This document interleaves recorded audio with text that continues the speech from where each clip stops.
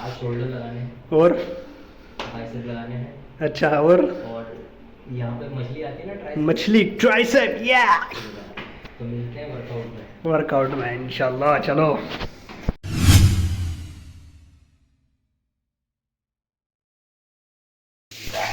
ठीक है माँ, जा रहा हूँ मैं जिम। पैसे दे ले, वो पापी लेता हुआ जाएगा। पापे प्रोटीन लेता हूँ 20 रुपए की पापी लेता हुआ। 20 रुपए के पापे। ठीक है, अस्सलाम वालेकुम, welcome back to new vlog. पैसे तो ले जा। दे दो भाई पैसा।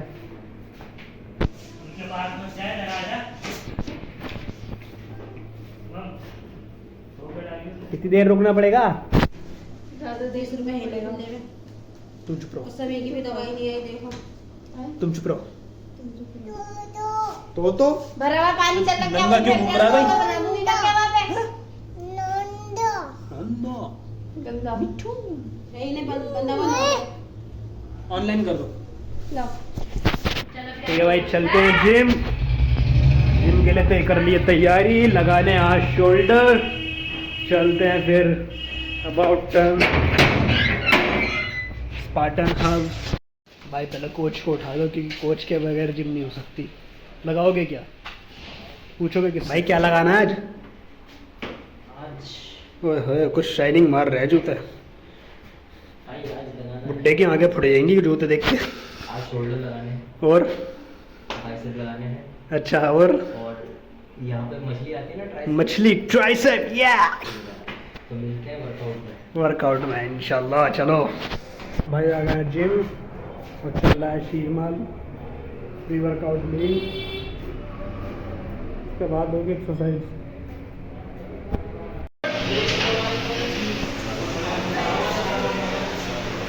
कर लिया भाई तुम्हारे भाई ने तैयारी।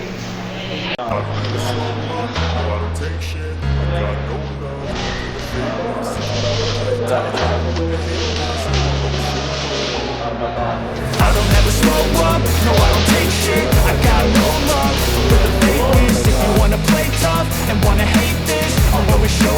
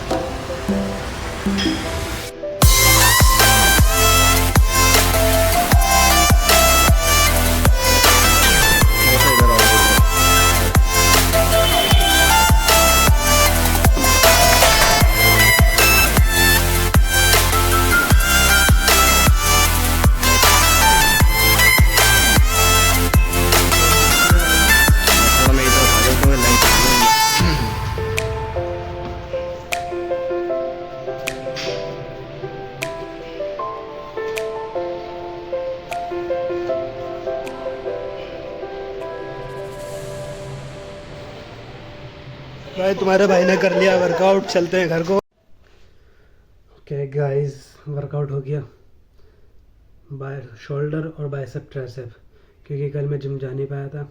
इस मारे शोल्डर भी लगाए, ज़्यादा नहीं 4 सेट शोल्डर के लगाएं और 2-2 सेट बाइसेप ट्राइसेप के।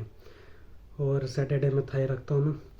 थाई सिर्फ सैटरडे में इसलिए रखता हूँ क्योंकि संडे का रेस्ट मिलता है, और इसके अलावा भाई लगती नहीं है, क्योंकि थाई एक ऐसा पार्ट होता है जिसमें रेस्ट बड़ा लंबा चाहिए होता है। अगले दिन छुट्टी चाहिए ही चाहिए होती है भाई कोई बंदा 180 किलो की लेग प्रेस मार रहा है 50 किलो की स्क्वाट्स मार रहा है, तो भाई उसकी हालत देखने लायक होती है। वो खासकर रमज़ानों में तो खैर वेट कम कर दिया, थोड़ा वेट कैटेगरी कम कर दी है, इसलिए थोड़ा सा लाइट वेट लग रहा है आज अब रमज़ान में, आम दिनों के मुकाबले में। सो इसी मारे फिर मैंने सोचा यार फिर सैटरडे में बाइसेप ट्राइसेप लगाने पड़ेंगे। इसके भी 2 सेट अभी लगा लो फ्राइडे में। सैटरडे में थाई स्किप नहीं करनी चाहिए कभी। बहुत से बंदे थाई स्किप कर देते हैं, और जिम वाले बंदे को ज़िंदगी में थाई स्किप ही नहीं करनी चाहिए। जिस बंदे को थाई से मोहब्बत होने लग गई उस दिन समझ लो उसकी बॉडी बननी शुरू हो गई, जिस दिन उसे थाई से मोहब्बत होने लगी। और ज़्यादातर बंदा थाई वाले दिन आते ही नहीं है जिम में, ऐसा सन्नाटा पड़ा रहता है, बहुत ज़्यादा आते ही नहीं है बंदे थाई वाले दिन। और जबकि सबसे खूबसूरत पार्ट है एक शोल्डर, दूसरी थाई, तीसरी बैक, जो सबसे ज़्यादा मज़ा आता है मारने में। टांगे ऐसे हिलती हैं ऐसे। अब देखो बाइसेप ट्राइसेप लगाएं, ये देख रहे हैं आप निशान पड़े हुए। ये पता लगता है ये विजय तिलक होता है एक, जो कहता है कि तुम कायर नहीं हो। विजय तिलक होता है जो कहता है तुम कायर नहीं हो, या फिर तुम नाकारा आलसी नहीं हो। बहुत से बंदे कहते हैं वे नाकारा है, आलसी है, जिमजा, पतला दुबला है, ये वो। अभी अपने बॉडी की कंडीशन देखी। अब बॉडी को मेरे को यहाँ से यहाँ तक लाने में अच्छा खासा टाइम लग गया।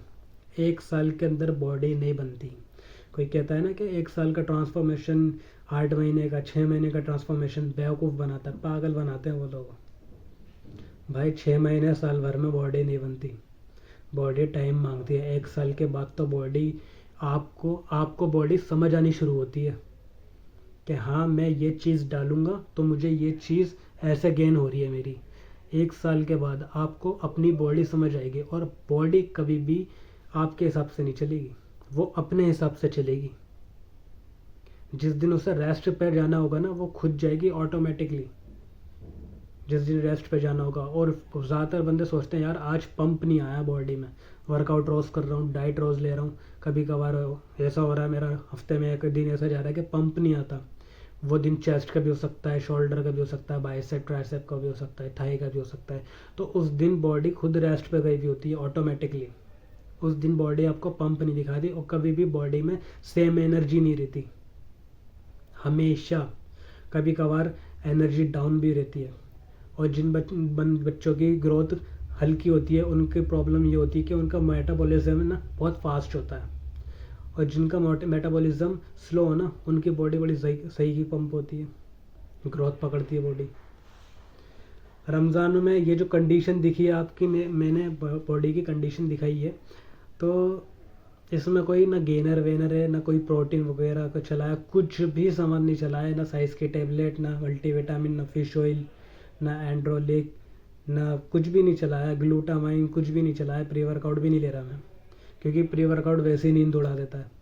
रमज़ान से पहले मुझे नींद आती नहीं थी 3-4 बजे से पहले, और वैसे ही नींद उड़ा देता है। और फिर अब लेता मैं रमज़ानों में तो सुबह तक जागता रहता, फिर मेरा फ़ायदा क्या था, फिर और ढलना शुरू हो जाता, फिर मैंने प्री वर्कआउट ही नहीं लिया।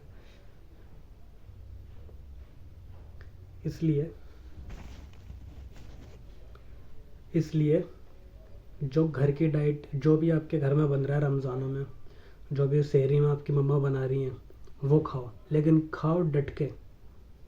5 रोटियां डालो आप अपने अंदर, 2 डालो जिम जाने से पहले, 2 डालो जिम से आने के बाद, यानी कि सहरी में, 2 डालो रोज़े के बाद, 2 डालो सहरी में, और 1 डालो आप ये लगा लो आप सहरी से थोड़ी सी देर पहले।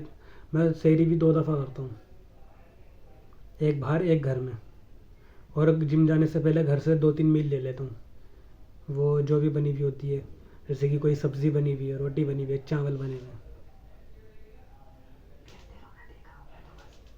अब ये काटना पड़ेगा ये हिस्सा मेरे को। अब वो चावल बने हुए हैं, चावल में कुछ भी हो गया, दाल चावल हो गए या ताहरी हो गई या कुछ भी चावल की आइटम हो गई, तो वो आप पूरी प्लेट भर के लो जिसमें कार्ब्स होते हैं। और ज़रूरी नहीं है सिर्फ कार्ब्स ही ऐड करने हैं, उसमें आपको फ़ैट भी ऐड करना है थोड़ा सा। फ़ैट से रिलेटेड उबला हुआ आलू, अंडे जो चल रहे हैं आपके, उसमें जर्दी का पार्ट ले लो, उसमें फ़ैट होता है। वाइटनेस में होता है प्रोटीन, और जर्दी में होता है, वाइटनेस में होता है प्रोटीन और जर्दी में होता है फ़ैट। अब वो रमज़ान चल रहे हैं, रमज़ान में तो वैसे ही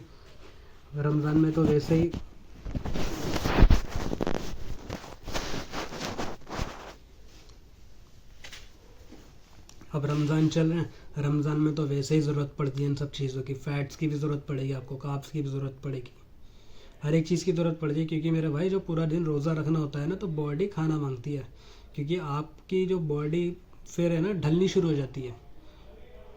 इसलिए सहरी और रोज़े के बाद खाओ, जितना खाया जा सके उतना खाओ।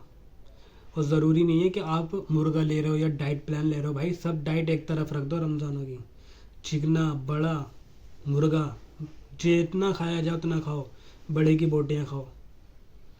नहारी जब भी बनती है मेरे घर में, तो बोंग की जब नहारी बनती है ये शादी वगैरह में, तो मैं बोंग एक तरफ निकालता हूँ प्लेट में बिना मसाले की, बोंग चम्मच से खाता हूँ मैं। क्योंकि भाई बड़े के गोश्त में होता है फ़ैट, यानी कि भैंस के गोश्त में होता है फ़ैट बड़ा तगड़ा। और जब जो स्किनी बंदे होते हैं ना, उन्हें फ़ैट की बड़ी ज़रूरत होती है, बहुत ज़रूरत होती है फ़ैट की, क्योंकि वो चाहिए उन्हें भाई फ़ैट, उन्हें तो बल्क करना है ना, उन्हें लीन थोड़ी करना है। जो बल्क है पहले से बंदा, अगर उसे लीन करना है तो उसे फ़ैट काटना है, उसकी फिर डाइट अलग से चलती है। और भाई रमज़ान में बॉडी डिटॉक्स होती है पूरी, अंदर से सारी गंदगी बाहर आ जाती है सारी। और ये भी है ना, एक गंदगी जमा होती है अंदर, जितने भी हम मटेरियल सप्लीमेंट खाते हैं मुझसमेत गंदगी जमा होती है एक अंदर। साइज़ की टैबलेट हो गई, केरेटिन हो गया, सब कुछ हो गया। ये है ना एक तरीके से इनमें ये इसकी भी छनाई होती है, बॉडी इस चीज़ को भी छानती है हमारी। तो रमज़ान में भाई सारी डाइट एक तरफ रख दो, खाओ डट के, और बड़े का गोश्त, बकरा, मुर्गा जो मिले खाओ। रमज़ान के बाद, ईद के बाद फिर अपने वापसी डाइट पर आ जाओ, धीरे धीरे, लेकिन धीरे धीरे। अब मेरा बाज़ वक़्त ईद का भी दिन ऐसा जाता बोरिंग, तो मैं ईद वाले दिन भी जिम चला जाता हूँ, कुछ करने को नहीं होता तो। देखेंगे इस बार की ईद कैसी जाएगी, कुछ करने को नहीं होगा तो जिम चले जाऊँगा मैं। तो भाई सब यही कहना चाहता हूँ मैं, बस साइज़ गिरेगा नहीं आपका बॉडी का, आप अपनी डाइट पे ध्यान रखो। तो क्योंकि मेरे भाई इसमें 50% डाइट है, इस खेल में ना 50% डाइट है, और 25% रेस्ट और 25% वर्कआउट। वर्कआउट जितना ज़रूरी है उतना रेस्ट भी ज़रूरी है, वर्कआउट जितना ज़रूरी है उतना रेस्ट भी ज़रूरी है। आप रेस्ट नहीं दोगे ना बॉडी को, तो आपकी बॉडी आपको वो रिज़ल्ट नहीं देगी जो आप वर्कआउट में परफॉर्म कर रहे हो। और जो लेडीज़ हैं उनके लिए तो अभी खैर रमज़ान का टाइम चल रहा है, जिन्हें जिम का शौक़ है वो बेचारी ज़्यादातर इसमें जिम कर नहीं पाती हैं, क्योंकि बर्तन धोने धुलाने होते हैं, बर्तन धोने वाले हैं, तो फिर वो रमज़ानों के बाद स्टार्ट करेंगी। जो लेडीज़ ट्रेनर होते हैं वो उसमें गाइड करेंगे आपको। खैर मैं तो लेडीज़ ट्रेनर हूँ नहीं। ओवरऑल बस यही है कि रमज़ान में भाई खाओ, अपनी डाइट एक तरफ रख दो और जो भी मिला बस पेल दो। ठीक है भाई, वीडियो पसंद आए तो वीडियो को लाइक करना, कमेंट करना, शेयर करना और चैनल को सब्सक्राइब कर देना। The fitness mind next blog में मिलेंगे इंशाल्लाह। अल्लाह हाफिज़।